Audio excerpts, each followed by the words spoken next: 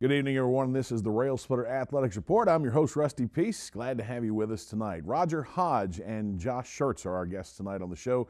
We'll be talking with Coach Hodge in the first segment, Coach Schertz in segment 2, and we've got a lot of basketball to talk about tonight. We've also got some other sports to talk about, including this past weekend's LMU baseball and softball action. That was, of course, on the road. The baseball team down in Melbourne, Florida, taking on Florida Tech. Unfortunately, they were swept in a 3-game set by the, I believe it's the Panthers, as they were defeated 5-3, 5-1, and 5-2 in that series. LMU getting their second victory of the year against UVA Wise this past week, and that was at home on the Lamar Hennon. The LMU men winning that one quite handily, I might add. I think it was 16-5. Railsplitters open South Atlantic Conference play this weekend when they travel down to Anderson, South Carolina. Lady Railsplitter softball team was down in Dahlonega, Georgia this past weekend. They actually defeated the number 12 ranked North Georgia by the score of 5-3 in the opening game of that weekend play. Then they lost to Lander 2-1 and 11-2 in 5 innings before falling 7-2 in 5 innings. That game called due to rain against North Georgia to close it out. Lady Railsplitters will host Lees McRae this week at home on the Dorothy Neely, and then, of course, this weekend they'll take on Limestone and Virginia Intermont. We're going to take this time out. When we come back, we'll talk with Roger Hodge here on the Railsplitter Athletics Report. Sigmund Communications is your local radio and television stations bringing your local information, local news, and the best music from yesterday and today. Sigmund Communications was established in 1987 on the campus of Lincoln Memorial University.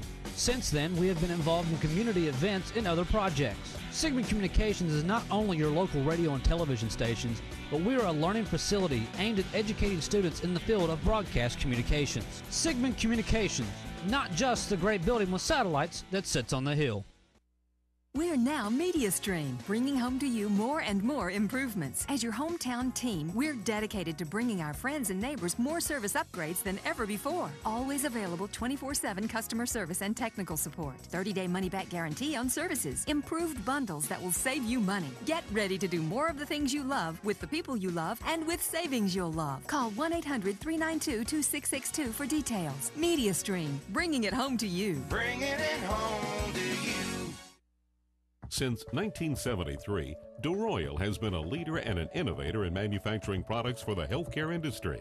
DeRoyal supplies more than 20,000 products and product lines such as acute care, orthopedics, wound care, and trauma. DeRoyal is proud to be the largest supplier of orthopedic soft goods to clinics and hospitals in the nation. Since its start in Tazewell, Tennessee, DeRoyal has grown to open factories in over 29 locations worldwide and employs over 2,000 people. DeRoyal, a name you can trust and an employer you can count on. Looking for efficient, compassionate, and comprehensive health care for you and your family? Visit University Medical Clinic. All providers are faculty members of LMU's DeBus College of Osteopathic Medicine and are board certified in their specialty. Multiple specialties available including family medicine, pediatrics, OBGYN, and osteopathic manipulative medicine, with locations in Harrogate, Tazewell, and New Tazewell, and most insurance plans accepted. University Medical Clinic is here to serve you. Call 423-869-7193 for an appointment. University Medical Clinic. Welcome back to the Railsplitter Athletics Report. You know, no Lincoln Memorial University athletics team that is in season right now has been hotter than the Lady Railsplitters over the last week or so.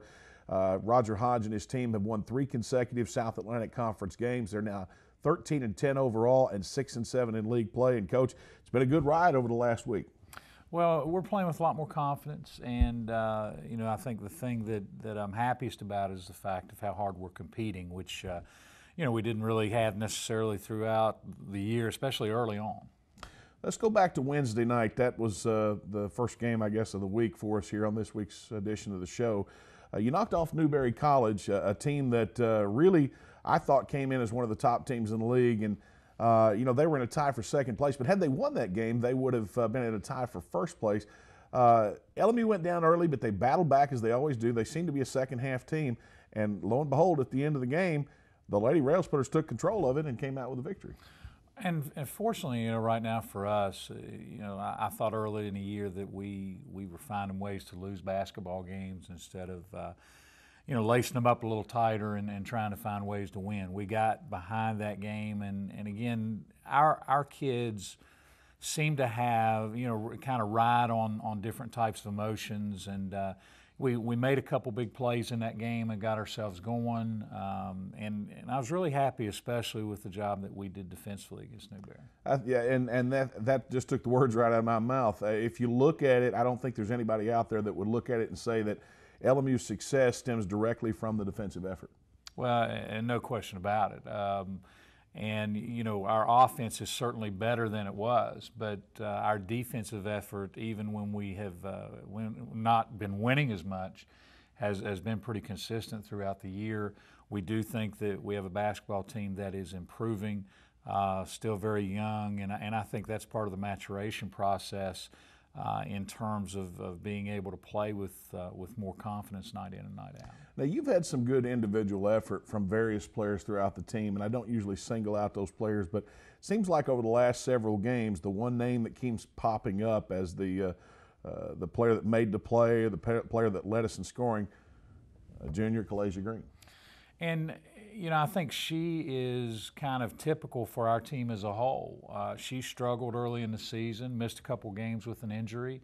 I think as she has learned the system, learned her teammates, kind of has a much better understanding of what we're trying to do on both ends of the floor, her play has improved drastically, and you're right, she's been a big factor in our turnaround up to this point. Now, from an offensive standpoint, I know that over the last several games, Kelsey Bradford's got the nod to start at point, but you've got several different looks that you go with. You've got Haley Nelson, who comes in there and runs the point for you, and on occasion, Miranda Davenport comes in there and runs it.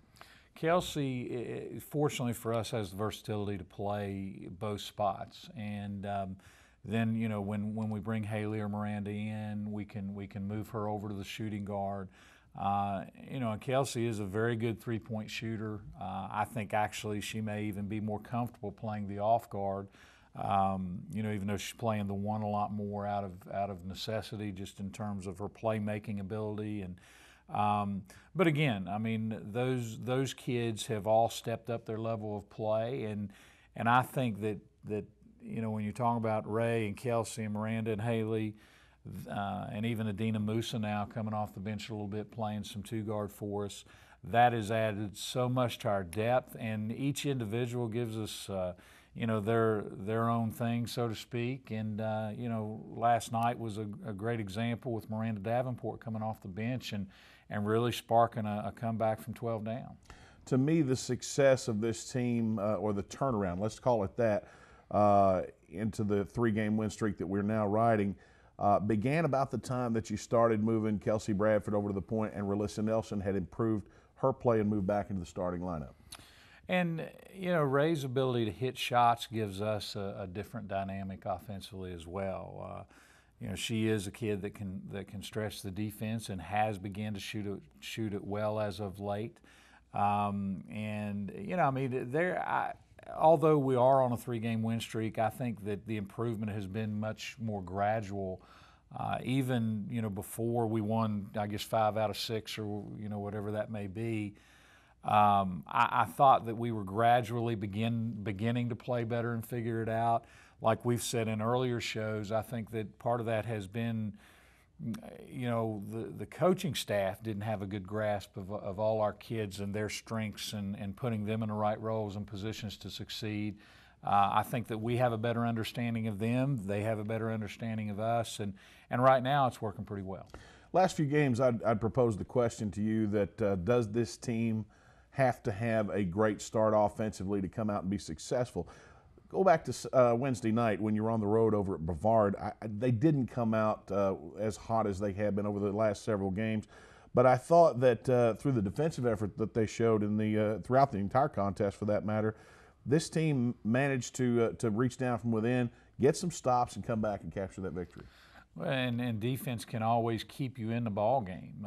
You know, I mean, you've got to make some shots ultimately to win, and we were able to do that last night. However, you know, our defensive effort, even though we were behind a little bit, I guess Brevard wasn't able to put us away, so to speak, just because we were still getting some stops.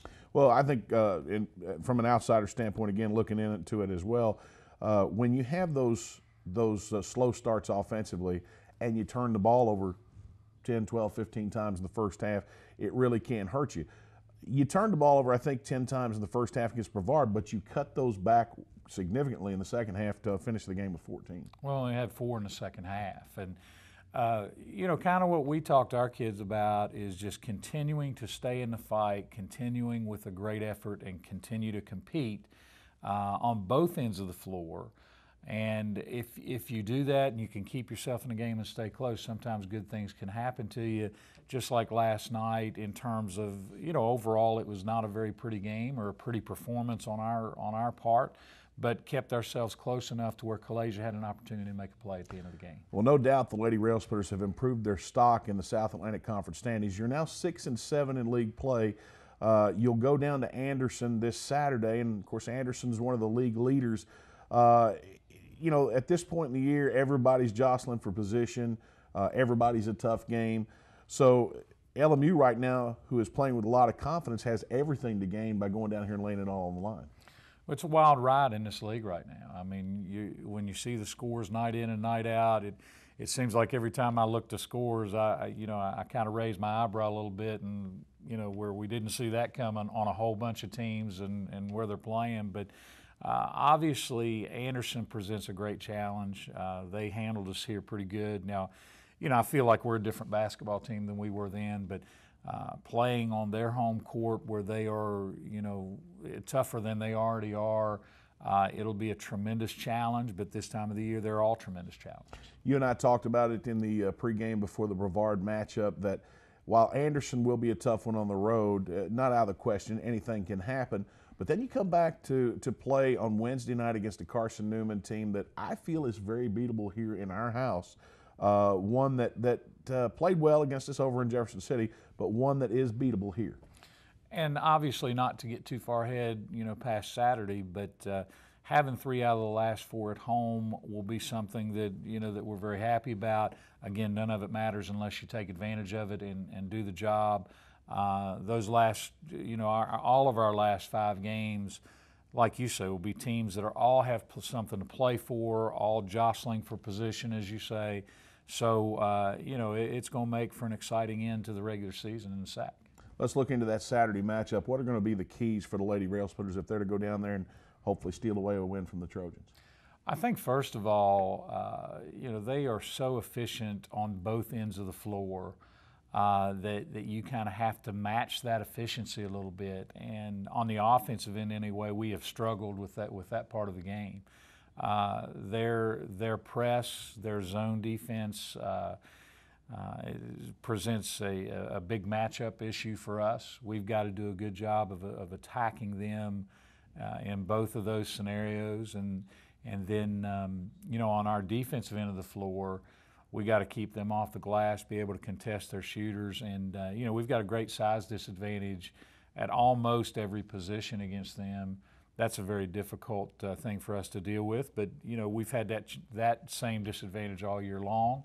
So, we'll have to, kind of counter that with a great effort. Coach, good luck. Thank you. All right, Lady Railsplitters at 2 o'clock on Saturday. Pregame coverage begins at 1:40 on the LMU Sports Network. We're back after this. I will help families adopt children from around the world and in our own backyard. I am teaching ethics to the next generation of lawyers. I will make a difference for the underserved of this region. I will be an advocate for my clients. As a prosecutor, I fought for those who couldn't speak for themselves. I'm a lawyer and professor. I will be a lawyer. I will be a lawyer. I will be a lawyer. I guess we'll take Morty. Yes. Pick last. Ouch. A vault will put you back on top. It quenches and kicks. Incoming! Yeah!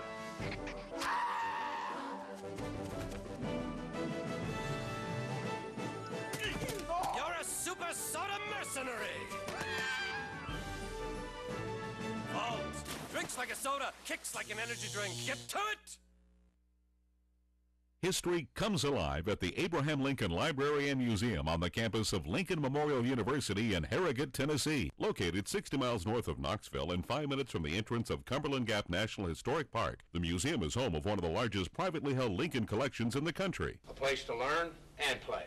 My museum includes interactive active exhibits, as well as special events and educational programs. For more information, go to www.lmunet.edu.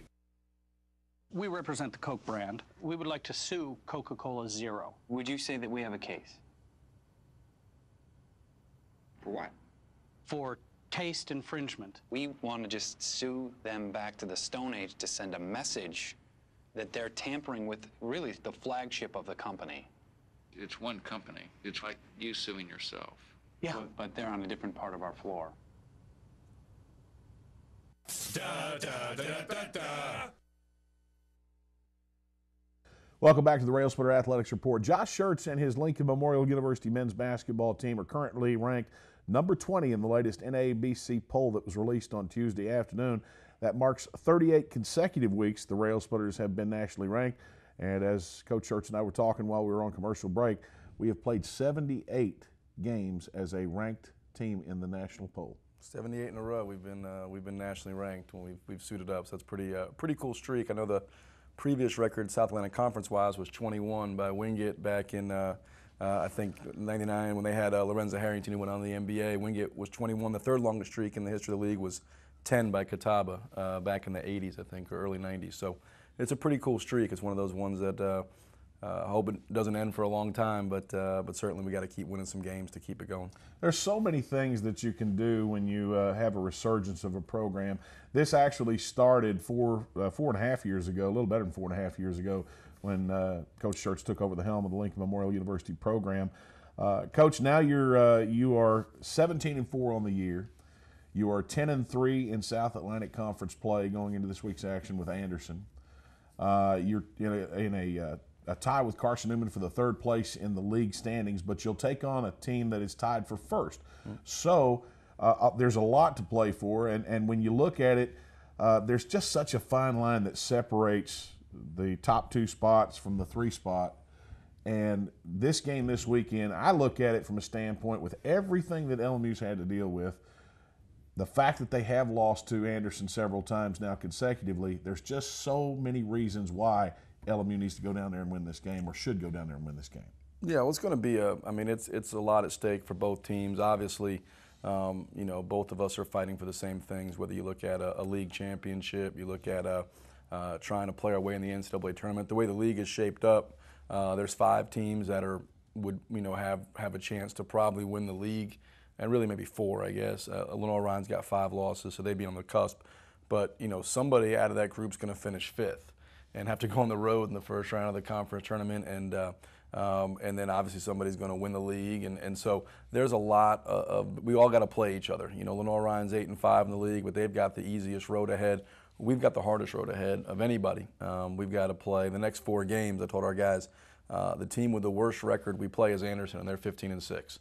So the next 4 games from our end are going to be absolutely unbelievable in terms of the level. But this is the time of year you got to start playing your best. You don't expect anything easy, and certainly we expect to start playing our best basketball here, and need to starting on Saturday at Anderson, and continue that as we come home and host Carson Newman, host Lenore Ryan, go to Wingate, and then host Catawba. So it's going to be fast. I think there's only 16 days left in the regular season. All right, let's fast forward it a little bit and kind of project the future. Regardless of how the conference finishes this year in the regular season race, you and I talked about this the other day. There's going to be some teams that are going to get the short end of the stick, in that this league has really beat up on each other this year, and there's so many good teams in this league that are also part of the NCAA region. Now, that being said, there's a lot of teams that may not make the big dance because of that. And so in reality, what do you got, eight regions? You got 8 regions. 8 regions. 8 teams go to each region tournament. Right. Is that correct? Yes. Do we need to expand the field in Division II? I'd like to see the field either expanded or done like Division I, where it is not regionalized, it is nationalized. Right. And is there a nationalized formula? Because there may be a region that maybe only 3 or 4 teams should get in from that region, but the other region have 12 teams in. I think that's where making the tournament in Division II is so difficult. And it's so much more difficult than making it in Division I, because in Division I, you got to be one of the top 68 teams to get in. They have some at-larges, but you have 30 some at-large spots. For our region, you have 42, 43 teams. 8 make it. The 3 automatic bids come from the Peach Belt, the Conference Carolinas, and the South Atlantic Conference tournament champion. The other 5 bids are just, you know, I mean, you got to be so good to get those 5 bids. Nobody, and I mean nobody right now, is locked into a bid. I mean, there's not a team that you could say, I mean, we're 17-4, and we've got some really high quality wins when you look at the way the region is shaped up. But we're far from locked into a bid, and nobody else is either. So it certainly is almost like where every game for Division II is so important, because you got to do great work in November, December when you're playing your non-conference, and you got to win some big games, and then you got to play great during conference play. And so for me, this stretch coming up, this 4-game stretch, probably the toughest stretch we've gone through, maybe since I've been here in terms of consecutive games. But I think it's something where our guys will be excited for the challenge, embrace the challenge, and hopefully play at the level needed to. Because certainly this group has been battle tested when you look at the 21 games as a whole. I mean, we've been pushed the limit here numerous times and kind of fought and scratched our way here to 17-4. But we got to start playing better down the stretch. And obviously hope our opponents don't play quite as well as our last 2 opponents have played, because I do believe in the law of averages. So hopefully things are coming to our side. Well, we can only hope. Hard to understand that, you know, maybe one of the better teams in the league might not even get a bid to the NCAA tournament, but that's the way this league is, and it's beating up on each other right now. All right, let's go back to the week's play. Coach, you went in action on Saturday night. You hosted Newberry College, a team that we've known for a long time, really plays us hard home and away. They're very athletic. Their dribble drive, they spread the floor, they get to the rim.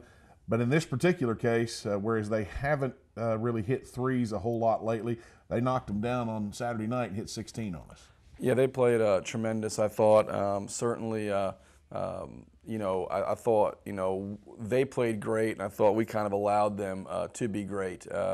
You know, I didn't think we played. I mean, you look at a lot of the shots teams are making against us the last 2 games. I mean, you know, 30 for 62 from 3, and these guys went 16 for 34.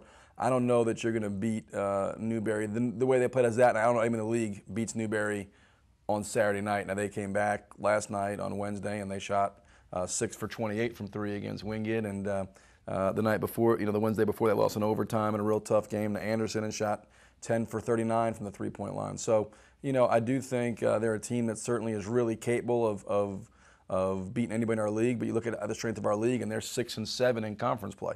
And so that's really more of a testament to me to the strength of our overall league. Well, of course, the Railsplitters fell in that game to Newberry, and that was one that really kind of was tough for me to personally to swallow because of having to watch all those threes. But, Coach, you went out on Wednesday and kind of avenged that loss. You went down to Brevard, North Carolina, a team that runs the Princeton offense. Lee Burgess taking over the helm after Michael Jones left and went to over to Tusculum. He's got a program in the building right now. He spent a lot of time on the Division I level, I think, as head coach. And you were able to pull out a 72-70 win. But another situation where the 3 really kind of worked against us as they knocked down 14 against us. Well, the Princeton offense is designed, we wanted to get them off the 3-point line. And it's difficult because you don't want to give up layups. You know, I believe basketball is a game of easy baskets. A team that gets the most easy baskets wins. You know, I would say, obviously, we got a lot more easy baskets, but the last 2 games, you want to break them down. Our opponents are 30 for 62 from 3. We're 12 for 39 from 3. To split those games is pretty amazing when your opponents make 15 threes a game. But you got to give, I think, you know, Brevard credit, our opponents credit. They played great. On the flip side, you know, we've got to do some things, have a little bit better attention to detail, make some more intangible plays that'll allow us to have success because, you know, obviously, you know, allowing teams to shoot, you know, make 15 threes a game is not going to cut it here down the stretch. All right, we got less than 2 minutes to go. Real quick, you got Anderson on Saturday. Everybody knows what this matchup is. It's slowly becoming the old LMU-Carson-Newman rivalry. Everybody wants to see LMU and Anderson play. You're going to their house. Jason Taylor and his team tied for first place, and this is going to be a war. It's going to be a really good game. I mean, I think they're playing as well as anybody in the region. You look at them, they have such unbelievable confidence in what they do. They've won innumerable close games again, just like last year. It's going to take a great effort, but I think our guys will go in. I think our guys will have great energy. I think our guys will have, we know we can win. The last 3 games we've lost, we've led inside the final 10 seconds. That's an amazing stat. But we're going to give them our best shot. We're certainly going to be ready to play, and I think we'll play hopefully our best game yet, because I think it's going to take our best game to win down at Anderson with the stakes as they are. But I think we're ready to play our best. We haven't peaked yet, so that's a positive. Hopefully we'll peak now. Some of the best players in the league taking place in that game, getting on the court on Saturday. You got Denzel Jones, Chandler Hash from Anderson. You got Jake Chorley, Cam Carden, Wally Jones, etc. for Lincoln Memorial. If you can make it to the game, without a doubt, we want you to come down and show support for the Railsplitters. But, Coach, best of luck. We're hoping to talk to you in the winner's circle after the game. But the Railsplitters, nonetheless, in a fight for the rest of the regular season. Looking forward to it, Russ. All right. We'll take this time out. We'll be back here on the Railsplitter Athletics Report. Nestled at the foot of the Cumberland Gap, Lincoln Memorial University honors the vision and spirit of Abraham Lincoln. Lincoln's values are perfectly in sync with the modern educational experience at LMU. Our students find personal attention is a way of life and a way to success. If Lincoln Memorial University fits your vision of college, visit our website at lmunet.edu for more information. Sigmund Communications is your local radio and television stations bringing your local information, local news, and the best music from yesterday and today. Sigmund Communications was established in 1987 on the campus of Lincoln Memorial University. Since then, we have been involved in community events and other projects. Sigmund Communications is not only your local radio and television stations, but we are a learning facility aimed at educating students in the field of broadcast communications. Sigmund Communications, not just the great building with satellites that sits on the hill. We're now MediaStream, bringing home to you more and more improvements. As your hometown team, we're dedicated to bringing our friends and neighbors more service upgrades than ever before. Always available 24/7 customer service and technical support. 30-day money-back guarantee on services. Improved bundles that will save you money. Get ready to do more of the things you love with the people you love and with savings you'll love. Call 1-800-392-2662 for details. MediaStream, bringing it home to you. Bringing it home to you.